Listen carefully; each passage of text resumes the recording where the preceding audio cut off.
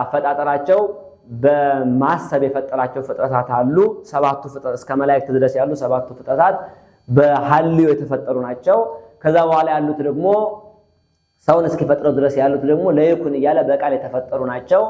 የሰው ልጅ ብቻ ደግሞ ከ22 ፍጥረታት የሰው ልጅ ብቻ ተለይቶ በምን የተፈጠረ ነው ማለት ነው? በገቢር በስራ በእጆቹ ያበጀው ፍጥረት ነው ማለት ነው።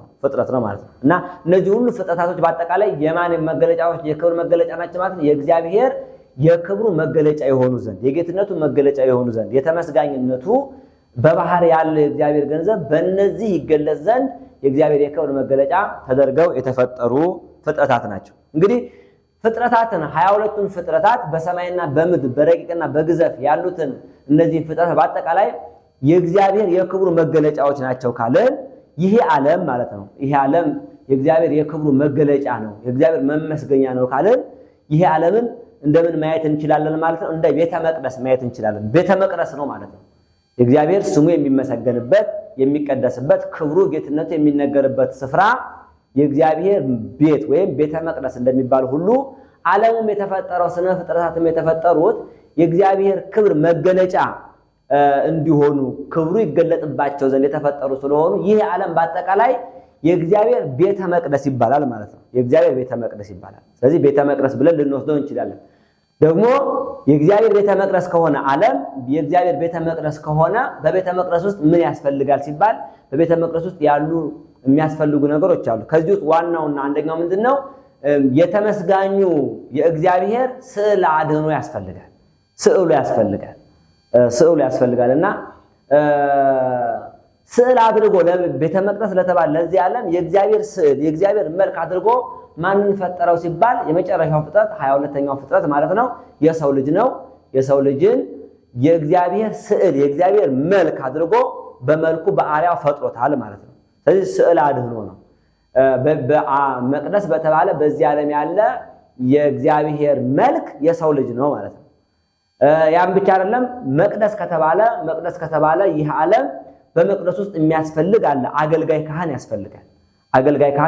በቤተ መቅደስ ውስጥ የሚያገለግል በቤተ መቅደስ ውስጥ ለእግዚአብሔር ምስጋናን የሚያቀርብ መስዋዕትን የሚያቀርብ አገልጋይ እንደሚያስፈልግ ሁሉ ይህ ዓለም ቤተ መቅደስ ነው ብለናል። ለዚህ ዓለም ቤተ መቅደስ ለተባለው ለዚህ ዓለም ካህኑ ደግሞ ካህን ይሆን ዘንድ የፈጠረው ፍጥረት አለ። ይሄውም ደግሞ ሰው ነው ማለት ነው። ስለዚህ ሰው የእግዚአብሔር መልክ ነው፣ ስዕሉ ነው። ሰው ደግሞ መቅደስ የተባለ የዚህ ዓለም በዚህ ዓለም ውስጥ እግዚአብሔርን የሚያገለግል ለእግዚአብሔር መስዋዕት የሚያቀርብ እግዚአብሔርን የሚያመሰግን አመስጋኝ ፍጥረት ነው ማለት ነው የሰው ልጅ። ከዚህ የተነሳ የሰው ልጅ ክብር ከሌሎቹ ስነ ፍጥረታት ክብር የተለየ ክብር አለው። የሰው ልጅ ክብር ማለት ነው። ሰብ ማለት እንግዲህ ሰባት ማለት ነው። ሰባት የተባለበት ከተፈጠረባቸው ባህሪያት የተነሳ ነው ሰባት የተባለ። ሰውን እግዚአብሔር የፈጠረው እንዴት ነው? ከምን ፈጠረው ሲባል ከአራቱ ባህሪያተ ስጋና ከሶስቱ ባህሪያተ ነፍስ ነው የፈጠረው።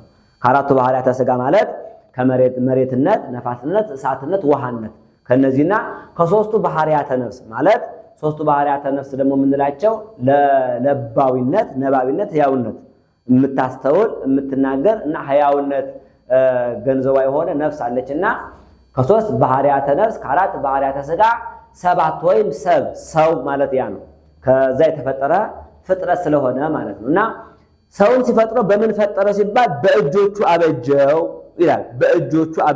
አሁን እግዚአብሔር አምላክ ሰውን ሰማይን ያህል ሰፊ ፍጥረት ምድርን ያህል ሰፊ ነገር እንደዚሁ በሐሳብ ፈጥሮ ሌሎቹንም ፍጥረታት በቃል ፈጥሮ ሰውን በሐሳብ ወይም በቃል መፍጠር ተስኖት አይደለም በእጆቹ አበጀው የምንለው። የሰውንም ትልቅ ረቂቅነት ወይም ደግሞ ከባድ አፈጣጠር ለመግለጽ አይደለም። በዋናነት በእጆቹ አበጀው ሲል እና በእጆቹ አበጀው ማለት ምን የሚጠቁመን ንግግር ነው? ቃል ነው። የሰውን ክብር የሚገልጽ ቃል ነው። በእጆቹ ሰራው። እንግዲህ አንዲት የቤት እመቤት የምትወደውን ነገር ምንም ሰራተኛ ቢኖራት ምንም አገልጋዮች ቢኖሯት ለነሱ ስሩት አድርጉት ብላ ኃላፊነት አትሰጥም። ብትሰጥም አታምናቸውም። የምትወደውን ነገር የምትሰራው ራሷ ናት። የሚወደድ ነገር የሚሰራው በባለቤቱ ነው። ስለዚህ በእጆቿ ትሰራዋለች ማለት ነው። ወይም ደግሞ ለምትወደው አካል የምታቀርበውን ስጦታ ወይም ለምትወደው አካል የምታቀርበውን ምግብ ልትሰራ የምትችለው አገልጋዮች ኖሯት በአገልጋዮቿ አታሰራውም፣ እራሷ ትሰራዋለች። አይ ይሄ የሚቀርበው ለተከበረ እንግዳ ስለሆነ ብላ ራሷ ምን ታደርጓለች ማለት ትሰራዋለች ማለት ታበጇለች ማለት ነው። ለሰው አትሰጠውም። እንደዚሁም ሁሉ የሰው ልጅ በእግዚአብሔር ዘንድ እጅግ የተከበረ ፍጥረት ስለነበረ ምን ተባለ? በእጆቹ አበጀው ተባለ። በእጆቹ ሰራው ተባለ። የእጆቹ ስራዎች ይባላል ማለት ነው። ሰው የእጅግ ምኑን ነው የሚገልጽልን ማለት ነው? በእግዚአብሔር ዘንድ ያለውን ክብሩን ነው የሚገልጽልን።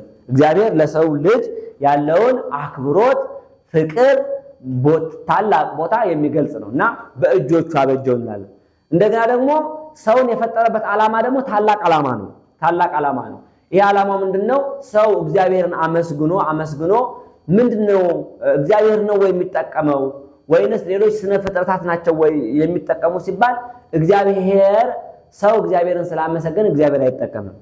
ሰው እግዚአብሔርን ስላመሰገነ ሌሎችም የሚፈጠሩ ፍጥረታት የሚመሰገኑ የሚከብሩ ፍጥረታት አይደሉም።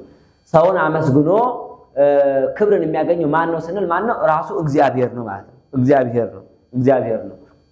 ስለዚህ የክብሩ ወራሽ አድርጎ የፈጠረው ፍጥረት ቢኖር ማን ብቻ ነው? ሰው ብቻ ነው። የክብሩ ወራሽ አድርጎ የፈጠረው ሰውን ብቻ ነው። ስለዚህ በእጆቹ አበጀው ማለት ታላቅ ክብሩን ለሰው እግዚአብሔር የሰጠውን ታላቅ ክብር የሚገልጽ ነው ማለት ነው።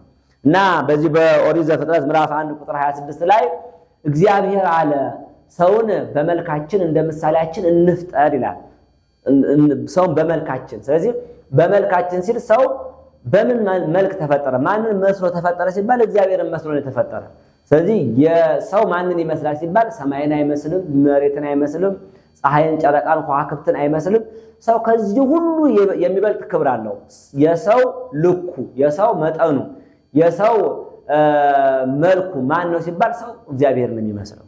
ሰው የእግዚአብሔር ክብር ያለው ፍጥረት ነው። እና በመልኩ ፈጠረው ይላል። እንግዲህ በኦርቶዶክሳዊ አስተምሮ በቤተክርስቲያናችን ሰው በእግዚአብሔር መልክ እንደተፈጠረ በስፋት ከመጽሐፍ ቅዱስ አግኝታ ቤተክርስቲያናችን በስፋት ታስተምራለች። ግን የእግዚአብሔር መልክ በእግዚአብሔር ምሳሌ ፈጠረ ማለት እንዲህ ነው ብላ ግን በይና ወስና መልክ የተባለ ይሄ ነው ብላ ቤተክርስቲያን አታስቀምጥም። ለምን ቢባል የእግዚአብሔር ባህሪው ስለማይመረመር ነው። የእግዚአብሔር ባህሪው ካልተመረመረ እግዚአብሔርን መምሰል፣ የእግዚአብሔርን መልክ መያዝ ምን ማለት እንደሆነ ምን አይነት ትርጉም እንዳለው ምን አይልም አይታወቅም ማለት። ስለዚህ በእግዚአብሔር መልክ ፈጠረው ሰውን። በእግዚአብሔር መልክ ፈጠረው ሲባል መልክ የተባለ እንዲህ ነው ብላ አትወስንም። ግን ሰው እግዚአብሔርን የሚመስልባቸው ነገሮች ግን ቤተክርስቲያን ታስተምራለች። ሰው እግዚአብሔርን በምን ይመስላል ሲባል አንደኛ እንግዲህ በነፍሱ ባህሪ ነፍስ አንዲት ናት። አንድ ነፍስ ነው ያለችው። ግን አንዷ ነፍስ ነባቢነት፣ ሕያዊነት፣ ለባዊነት፣ ልብ፣ ቃል፣ እስትንፋስ አላት ማለት ነው። ስለዚህ ልብ፣ ቃል፣ እስትንፋስ ስላላት ተብሎ ነፍስ ሶስት አትባልም። እንደዚሁ ሁሉ ደግሞ የሰውም ልጅ እግዚአብሔርም ደግሞ ሶስት አካል ስላለው ምን አይባልም ማለት ነው? ሶስት አምላክ አይባልም ማለት ነው። አንድ እግዚአብሔር ይባላል ማለት ነው።